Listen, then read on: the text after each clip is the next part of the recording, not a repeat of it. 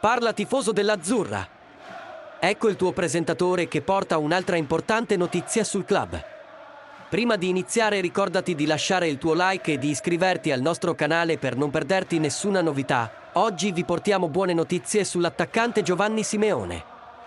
Secondo quanto riportato dal quotidiano Corriere dello Sport, gli esami effettuati dal giocatore hanno evidenziato uno stiramento di primo grado alla coscia destra, che non lo lascerà fuori dal campo per molto tempo. Secondo i pronostici, Simeone dovrebbe essere escluso dalle prossime 2 partite di Champions League contro il Milan e anche dalle partite di campionato contro Verona e Juventus. C'è però la speranza che possa tornare a giocare nella prossima partita contro la Salernitana del 29 aprile.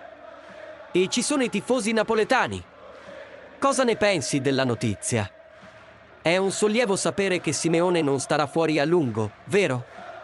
Con l'attaccante assente, il Napoli dovrà lavorare ancora di più per ottenere buoni risultati, ma siamo sicuri che i giocatori siano pronti ad affrontare queste sfide. Il Napoli è in buona posizione in classifica, occupando la 5ª posizione in Serie A e lottando per un posto nella prossima edizione di Champions League. Spero che la squadra continui a fare un buon lavoro e riesca a superare gli avversari. E tu tifoso azzurro, qual è la tua opinione sul futuro del Napoli senza Simeone?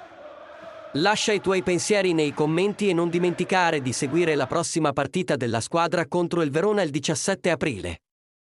Forza Napoli sempre!